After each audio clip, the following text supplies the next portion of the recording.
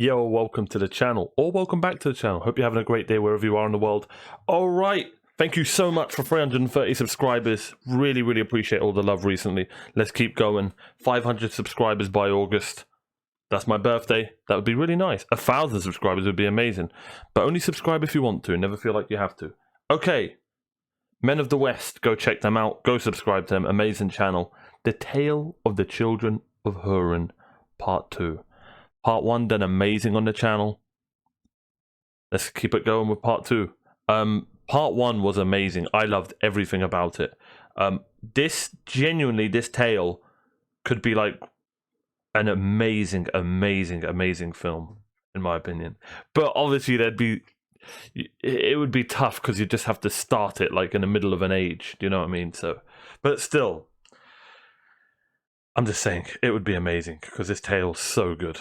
So good. And I haven't even gotten to part 2 yet. Alright, let's watch. I'm excited.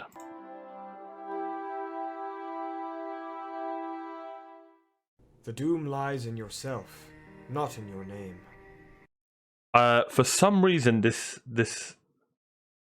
I remember this being really quiet the first time. Friends, There we go. Hurin here, and I hope you all are doing well, wherever you are in Middle-earth. Today we will be finishing the sorrowful tale of the children of Hurin. If you haven't seen the first part, I'll link it in the description below. Someone buy me this helmet, please. And in the card at the top right corner of the screen. Without further ado, we will pick up right where we left off. As Hurin grew in political power in Nargothrond, much respect went towards the man whose real name was left unused. Findulis, who formerly loved Hurin's friend Gwyndor, had fallen in love with Hurin, but since the man refused to tell her his real name, she named him Hurin, the Secret. After Gwyndor had discovered that his forever love was infatuated with Hurin, he warned her of the perils of loving a mortal man, as Gwyndor and Findulis were of elvenkind. In his rage and jealousy, Gwyndor also revealed that the true name of Agarwin was Hurin, and his father Umarth was Hurin. Thus Hurin's true name reached King Orodreth of Nargothrond as well, and he was given great honor as he was made the chief counselor of the king, although Hurin was angry with Gwyndor for betraying his trust. Thus his identity would further bring about his arrogance and forsaken luck from Morgoth's curse. Hurin would urge the Nargothrondrim to abandon their identities of secrecy. This is Lord of the Rings Online, correct? I'm really thinking about playing this. Let me know if that's something you guys would like to see on the channel. If I do play Lord of the Rings Online, I might live stream it on YouTube. Soon I'm going to be playing Shadow of Mordor for the first time ever. So stay tuned for that. For any of this, twitch.tv/OmarioRpg. Go follow my Twitch. Tons of Lord of the Rings games are coming, trust me. Anyway, sorry. And to build a bridge before the gates of the city over the river Narwhal. Go follow my Twitch. For swifter movement of armies. Thus the bridge was made, despite Gwyndor speaking out against Hurin and his plan. Nargothrond was revealed more clearly to the servants That music's of Morgoth, so good. but the deeds and valor of Mormogil, the Black Sword, were heard abroad, and forced the tides of Morgoth's forces to come towards those rumors. Even Thingol of Doriath, Hurin's adopted father, heard tell of Mormogil, though he knew not that it was Hurin, son of Hurin. Due to the fact that Morgoth's hordes were drawn by the Mormogil, Hurin's mother and sister Morwen and Nienor finally fled from Hithlum to seek refuge in Thingol's halls. And although Morwen finally found comfort in the halls of the Elven King, she felt sorrow also, as there were no tidings of her son since the Dragonhelm fled Doriath years before.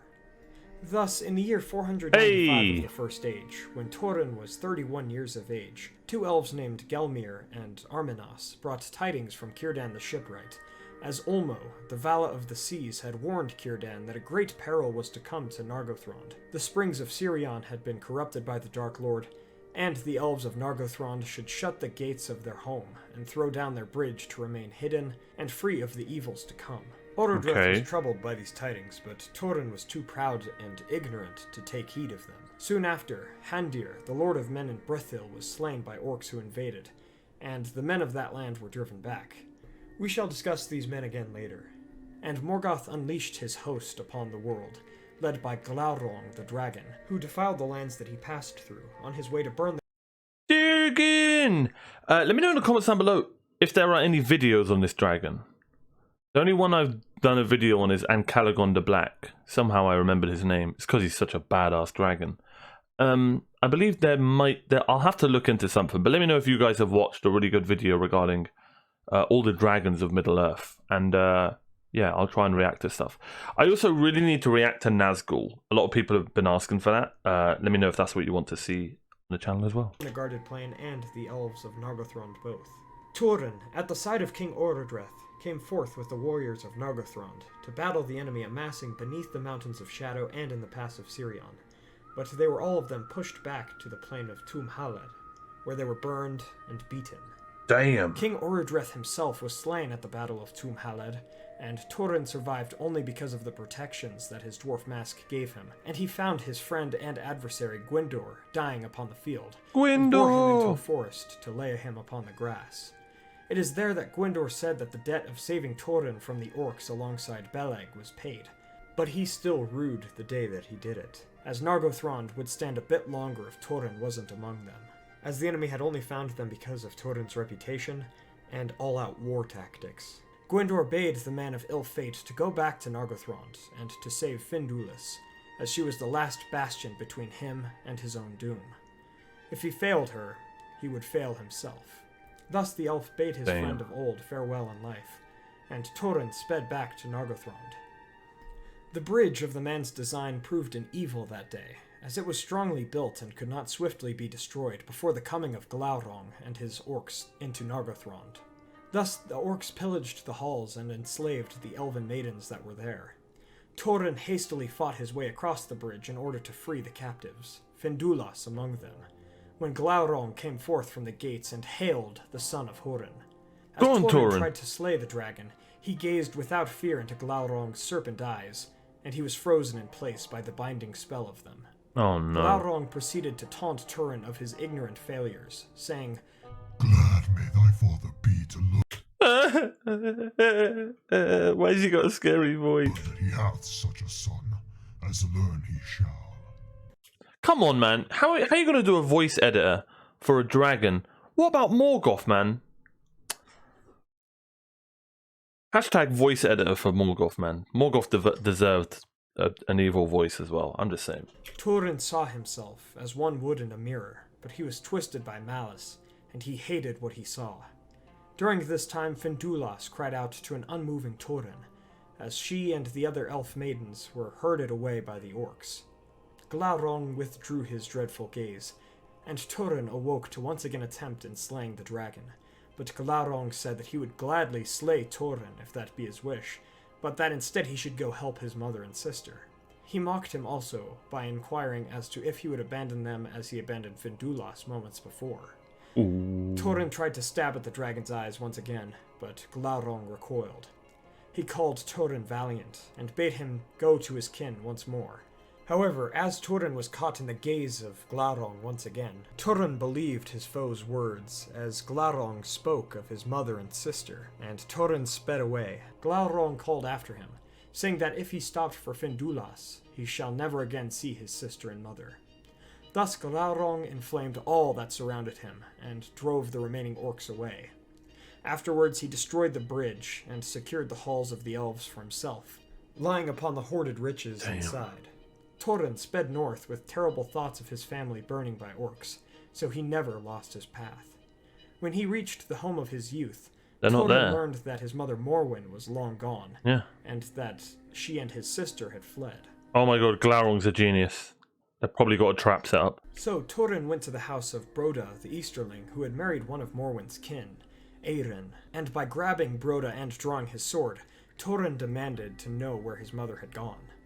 Broda's wife said that Morwen had gone to Doriath to seek her son, as the lands were made safe at that time by the Black Blade of Nargothrond. Turin realized that Glaurung's lies had stopped him from saving Findulas for nothing, and in his dark rage he slew Broda and all of the Easterlings that were his guests. What the? And so he added to the blood on his hands. Turin! After the death of Broda, more chaos ensued in Turin's homeland of Hithlum. Thus Turin fled into the Winter Lands, aided by those who remained of his house's people. And so Turin journeyed to an outlaw's refuge in the southern mountains of Dor Lomin, before leaving the land of his childhood once again and returning to the Vale of Sirion. He felt sorrowful that his coming had only made matters worse for the people of his old home, but he felt comfort knowing that the ways to Doriath had been made open by his works as Mormagil. Knowing that his curse casts bad luck wherever he goes, he thought it best for his mother and sister to stay in Doriath without him, at least for a time. Thus Torin decided to pursue Findulas in the hopes to save her, but the trail had been lost in the winter. However, Torin passed southwards down the river Teglin, and happened upon some of the men of Brethil that I mentioned earlier during the devastations of Glaurung, and they were surrounded by orcs. Torin saved the men from the orcs, Nice. and Girthing the Black Sword made them flee. Torin, naming himself the Wild Men of the Woods, while not revealing his true name, told them that he sought the elf maiden Findulas. But Dorlas, the leader of the men, told Torin that, in an attempt by the woodsmen to save the captives, the orcs slew them all, pinning Findulas to a tree with a spear. The elf maiden's last words were to tell the Mormagil that she was there. The men had laid the elf in a mound, and so they led Torin there, who fell upon the ground in a great grief that nearly killed him. Wow. Dorlas saw the Black Sword, and with all of the wild men's actions realized that he was indeed Mormagil, who even they heard about in rumors. The men carried Torin to their home of Ethel Brandir upon Almen Obel, and they healed the man. Brandir, son of Handir, the ruler of these men of Halath, feared the tidings of Dorlas, and Torin gave him a dark sense of foreboding. These men lived in stealth and not all-out war, which would be something that Torin would have to get accustomed to. Thus Brandir himself healed Torin, and in the beginning of the next spring, Torin recovered. Torin decided that he would stay among the men of Brethil in hiding, and put his shadow, and possibly his curse, behind him. Torin took a new name, Tarambar, which is Quenya for Master of Doom. And so he laid down his black sword, and wielded a bow and spear to assault the orcs that would go near to them. Looking now at Doriath, some elven refugees who survived the battle with Glaurung went to Thingol's halls.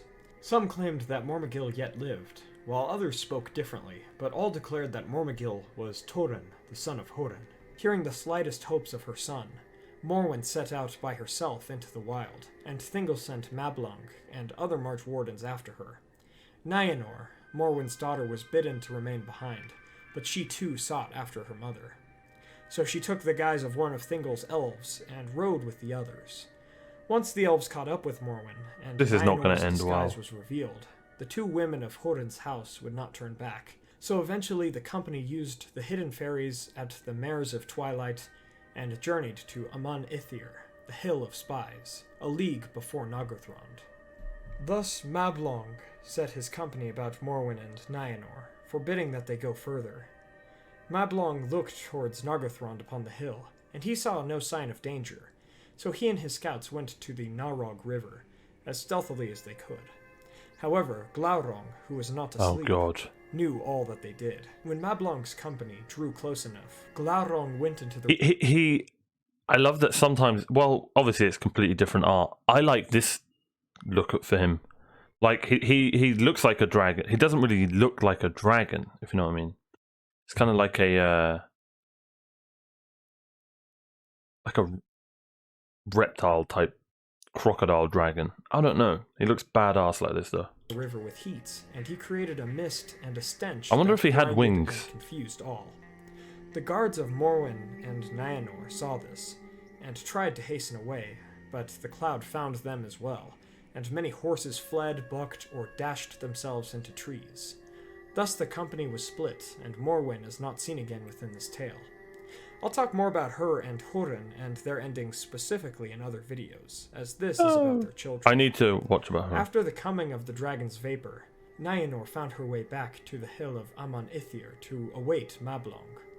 As the vapor cleared and the sun shone, Nyanor looked straight into the eyes of Glaurung, whose head rested upon the hilltop.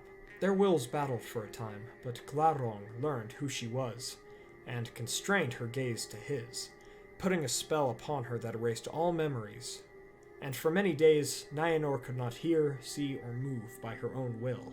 After placing the spell, Glaurung left her upon the hill and returned to Nargothrond. Mablung, who yet lived, was exploring.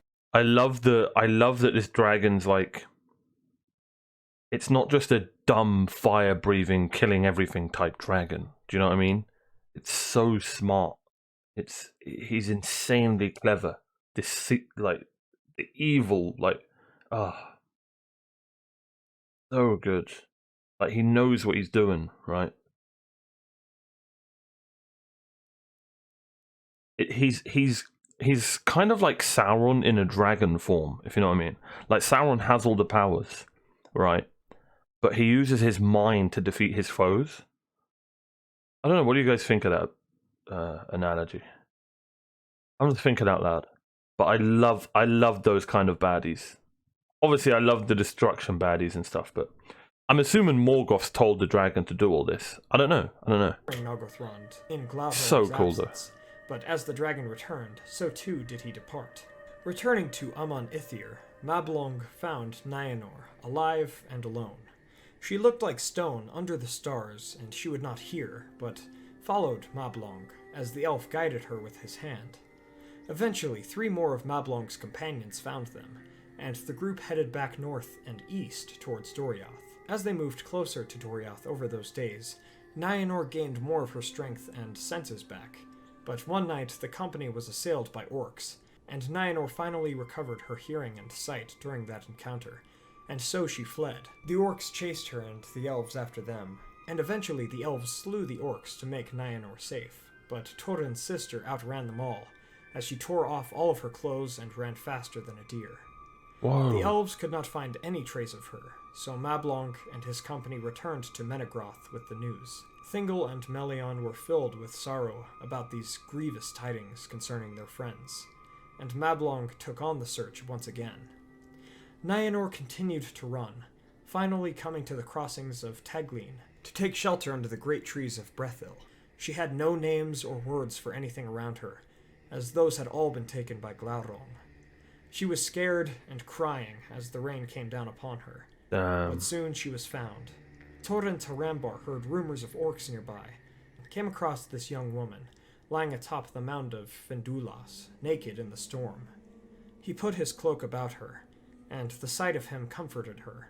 Afterwards... Oh no. Oh no. God, I hope this isn't going where I think it's going. I hope I just have a sick mind. The woodsman took her back to the Ethel Brandir the next day, once Thorin had named her Nineal, Tear Maiden. Nineal became the first word she spoke since her curse from Glaurung. She caught a fever and was tended to by the women of Brethil, and they taught her language as well. Brandir, the leader of the men, also healed her sickness, but she could remember nothing before Thorin found her in the forest. Brandir fell in love with Nienor, but her heart went to Thorin. As the two unknown...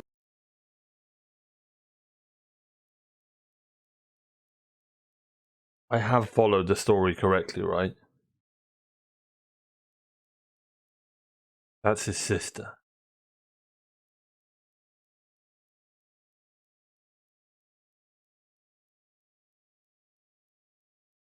Morgoth, you evil, sick bastard. Morgoth, just go and watch Game of Thrones, man. What's your problem? Jeez. siblings would fall in love with each other. Okay. There would unfortunately be nothing to stop them. During a time of peace, Thorin fell in love with her as well, and he asked her for her hand in marriage, but Brandir restrained her, not for his own jealousy, but for the darkness of Thorin, whose name he revealed to Nienor. Nienor knew not his name, but a shadow fell upon her mind at the telling of it. After 3 years had passed since the sack of Nargothrond by Glaurung, Thorin asked again, saying that he would go back to fight in the wild if she declined again.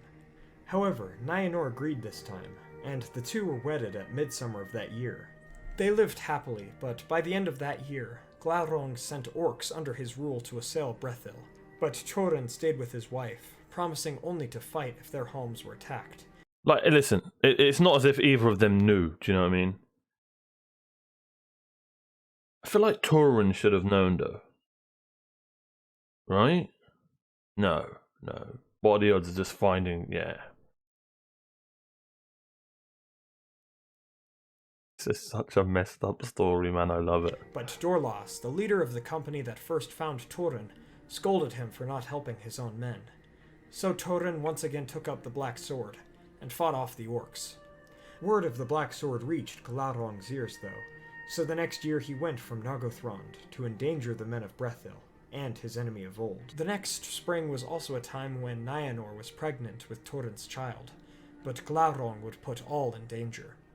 As the dragon approached, his plans to attack became clear, so Hurin took command of the people, ordering them to get ready to leave their homes if he and a few others did not finish Glaurung upon the borders of the forest. Brandir's kinsman Hunthor would accompany Dorlas and Hurin on this dangerous mission to slay a dragon, but Brandir was upbraided by Dorlas for not joining them as a leader should.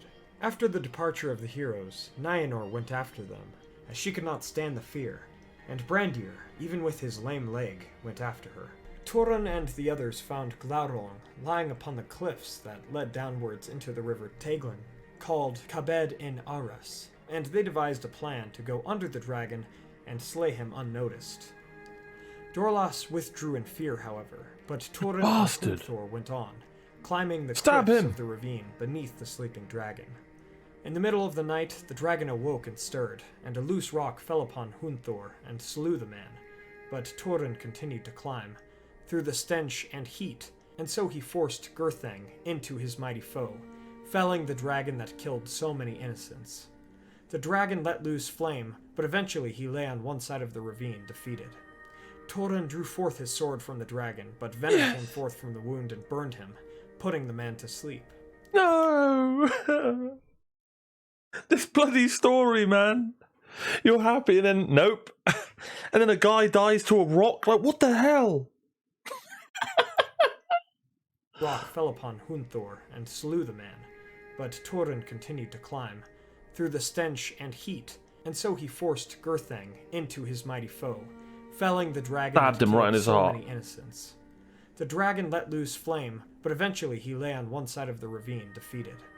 Hurin drew forth his sword from the dragon, but venom came forth from the wound and burned him, putting the man to sleep. Nienor saw the dragon's flames and destruction, and she thought her love was defeated with the dragon being victorious. After Brandir arrived to take Nienor away from Ruin, the two went closer to it, and Nienor found Hurin, who she thought was dead.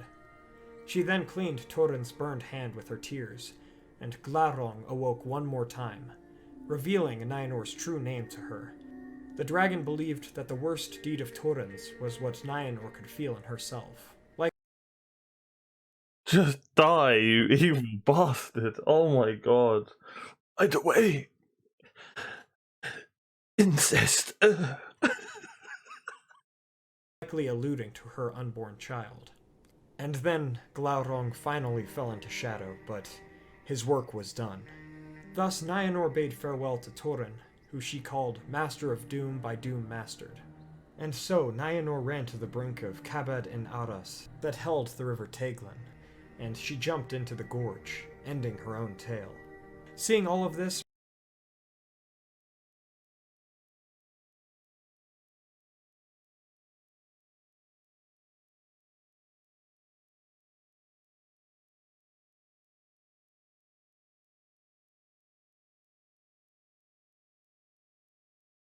What?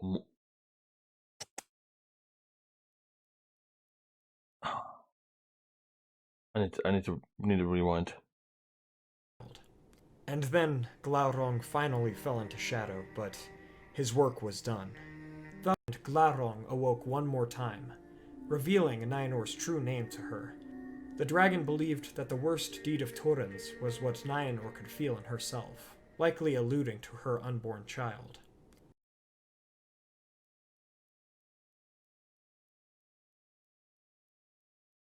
They basically told her, okay. And she thought he was dead. I need to remember that, yeah. She thought he was dead. Okay. And then Glaurung finally fell into shadow, but Glaurung, you his evil work bastard. was done. Thus Nienor bade farewell to Hurin, who she called Master of Doom by Doom Mastered. And so Nienor... That guy wasn't a master of Doom. That guy invented the game Doom. Jeez. That guy, Turin, now we know who the Doom guy is in the video games. It's Turin. ran to the brink of Kabed in Aras that held the river Teglin, and she jumped into the gorge, ending her own tale. Yeet! Seeing all of this, Brandir ran back to Nen Girith after slaying Dorlas in the woods, and he recalled all that had happened to the townsfolk. Eventually, Thorin awoke and returned there, and Brandir told him what the dragon had said and of the death of his love, Nienor. Once again, Thorin's temper got the best of him, and he slew Brandir in cold blood, thinking that the man had been lying. Thorin fled to the mound of Findulas and asked for counsel, for he knew not where to go or what to do. It is then that Mablung and his company finally found Thorin, the foster son of their lord, and they revealed all that had happened at Doriath, and indeed reaffirmed that Nyniel was Nienor, and Thorin had married his sister and slew Brandir for nothing. As we come to the end of this tale, Thorin fled from his elven friends in complete madness, and he went back to the place where his sister-wife had jumped into the river. Thus Thorin drew Gurthang, and asked it to take his life as well. Gurthang answered that it would do so, in order for it to forget the blood of its master Beleg, and the blood of Brandir who was slain unjustly. Thorin's demise came upon his own sword, and he joined his sister and the many others that he had slain in the halls of Mandos and beyond. Mablung and the other elves found Glaurung and Thorin's bodies, and the elf blamed himself and the delivering of his tidings for the death of his friend. The people of Brethil also learned of Thorin's madness soon after. The sword Gurthang had also been broken after the slaying of Thorin, and the two were buried in that exact spot, while the dragon himself was burned. As for the famous dragon helm of Dorlomin, the last we hear of it is before Thorin was captured by orcs near the start of his tale. Thus it must have been lost to the servants of Morgoth and time. When all was finished, the elves sang a lament for the children of Hurin, and a stone that read Thorin Tarambar, Dagnir Glauronga, and Nienor Nienio was placed in that spot, though none knew where the cold waters of Tieglin had taken Nienor. The mound would also hold Morwen one day, and it would survive the destruction of Beleriand at the end of the First Age, becoming the island of Tor Morwen that is seen in all of the later ages of Middle-earth. From the second part of the sorrowful tale of the children of Hurin, we learn that we must try to do the right things in the moments that we have, even if we cannot see all ends or escape our fates. By acting with tact and good intention, we may be able to avoid evil outcomes, unlike Thorin and Nienor. Thank you all so much for watching this longer video about the second part of the saddest story in Tolkien's works, but I hope you all found it entertaining at the least. Let me know what you think about this part of the tale of the children really of Hurin in the entertaining. comments below. I think that it adds even more depth and detail to Tolkien's works, as not every tale has a joyous ending. No. If you'd like to contact me more directly, please be sure to join us on Facebook and Twitter, and please consider donating to our Patreon for a monthly podcast. Links for those are in the description below. Also, please be sure to subscribe to join the Men of the West and all of the free Go people. subscribe, man. Now that we have talked about this tragedy, let's talk about something a little more fun and upbeat. Next week, I will explain. No, there's nothing fun and upbeat about this tale. Wow. Wow. Wow. Wow. I don't know what to say. Don't know what to say. That is genuinely one of the most insane stories I've ever heard in my life.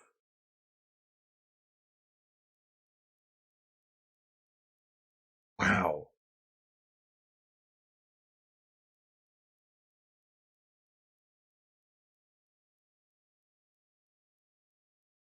I need to see this in movie form. I don't even care about what happens before it. I don't care what happens after it. I just want to see the tale in movie form. Oh my god. Oh.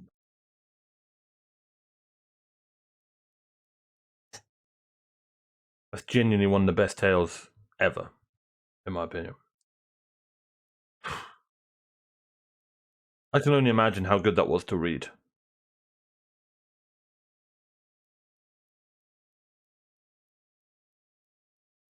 What was it? Lament for Turin? Is that actually a... No. No, what the... No. I was hoping there would be a song.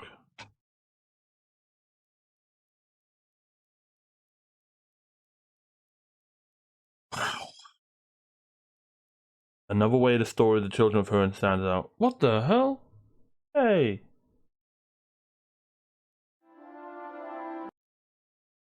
Jeez, that's that Hurin luck. Alright. Another way the story of the children of Hurin stands out is its pattern very much like a Greek tragedy, while most of Tolkien's other works have a more Nordic English structure. I actually think a lot, and I know everyone's like, yeah, he loves Nordic, it's Norse. I think a lot of his work is so similar to Greek mythology as well. I see a lot of Nordic English, but man. The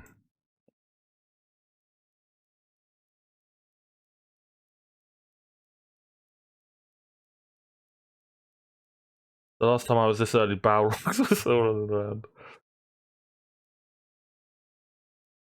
I don't get what was wrong with building a bridge. I'm confused. Basically, okay, actually, no, I just realized.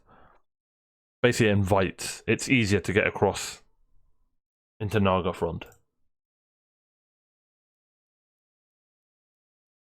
Unbelievable. Genuinely couldn't agree with a statement more. See, I knew reading it would be amazing. I've read I've read the books 5 to 6 times, and this one grows on me more and more. On some days, it's my favorite over Beren and Luthien. There's a Korean movie called Old Boy. It's a very similar story. Really?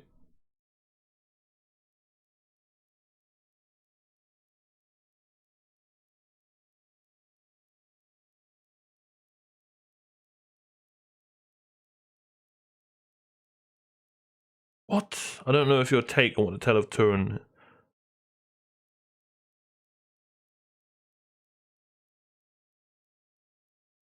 Oh, the moral of the story at the end. Okay.